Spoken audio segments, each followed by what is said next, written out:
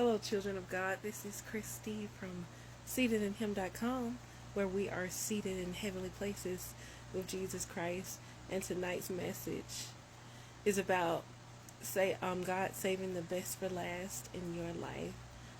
Forgive me, I am so tired and it is so late, but I have to be obedient to the call and make some videos, which I do not mind at all. This message is one of my favorites, and it's about God saving the best for last in your life. And I hope that this message encourages you and finds you well.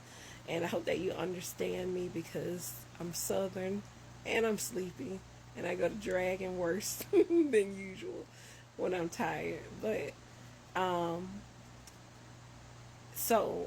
begin to understand the video, you have to understand that in the Bible there was a particular situation where Jesus went to a wedding in Cana somewhere. He went to a wedding, and the wine was running out at the wedding, because at that time a wedding wasn't just like a one-day event, it was several days. And to run out of wine at a wedding was just so socially the worst thing that you can do. It just meant that you were broke and you couldn't afford to be married and blah blah blah. So Jesus' mother told Jesus about the situation, and he was like, what's your expectation of me? Like, the woman is not yet my time. He was saying it's not time for me to do a miracle yet. But Mary had faith in what God would do, or Jesus would do. They're one and the same, so but she had faith in her son, and so she told the wedding attendants to do whatever he asked. And eventually, Jesus turned water into wine. And what was so exciting about this wine, what was so amazing about this wine, that it wasn't like any other wine served at the end of a wedding. You see, at the beginning of the wedding, you served your best wine, your 1942, because that was, I don't even drink wine, so I don't know if 1942 is a good number. I'm just saying something. Anyway, you served your best wine as the people weren't inebriated yet. But then toward the end, you start serving the watered down stuff, because people were inebriated and they didn't know the best from the worst. They were, lit. Let's put it like that in today's terminology. So this wine that Jesus made was the best. It was toward the end of the wedding celebration, but he gave his best. And the people were so astonished, because at the last of the wedding, God saved the best for last. So this is how it ties into me, my life, and then I'll eventually let you know how it'll work for you. So in 2021, my grandfather died December 2nd, like 4 days before my birthday, and it felt like such a slap in the face.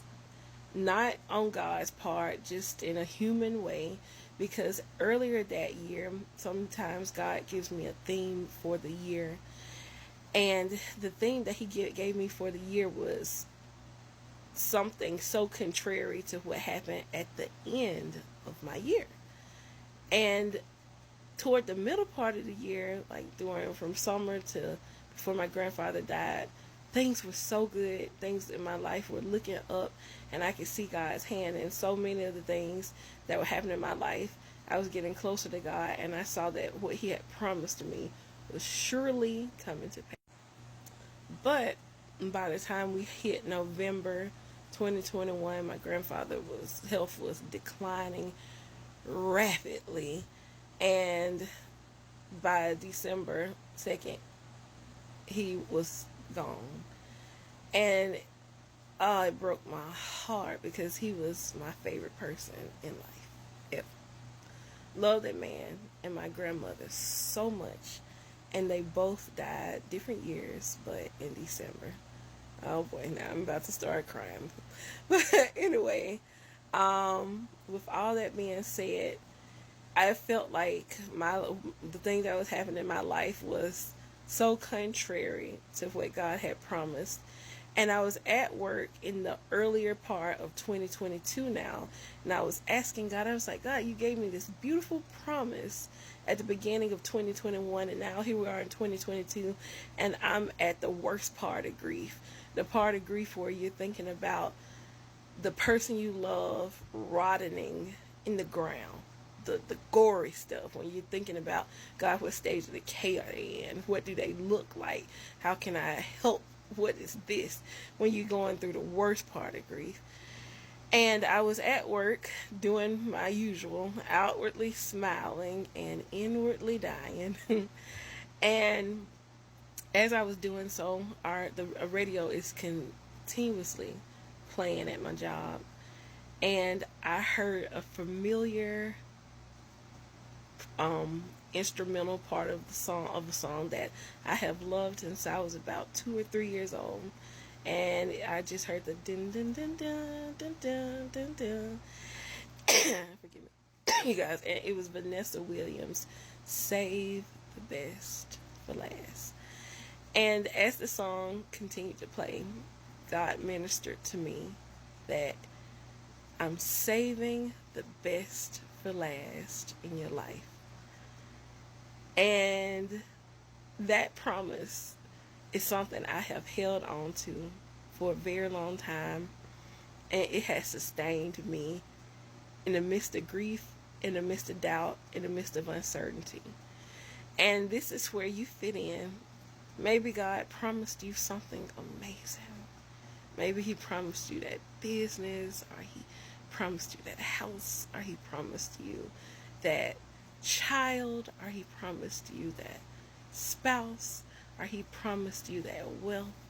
And what you are going through seems so contrary, so fantastically contrary to what He promised you. Know that all of God's promises are yes and amen. And He is saving the best for last for you in your life. Just like at the wedding where God saved the best wine for last, He's saving the best for last. God is the God of last ditch efforts and the 11th hour, as I heard someone else say in another video. And He enjoys waiting to the end to give us the things that are most important to our hearts. He needs to know that we are mentally prepared for things and spiritually prepared for things. And then in due season, He will save the best for last. So I encourage you to go listen to that song by Vanessa Williams, because it's beautiful and it's one of my favorites. And it has been since it came out when I was like 1 or 2 or 3. I remember. Don't worry about me. I got a long memory. But I hope that this message finds you well. And I hope that you have a good day or night.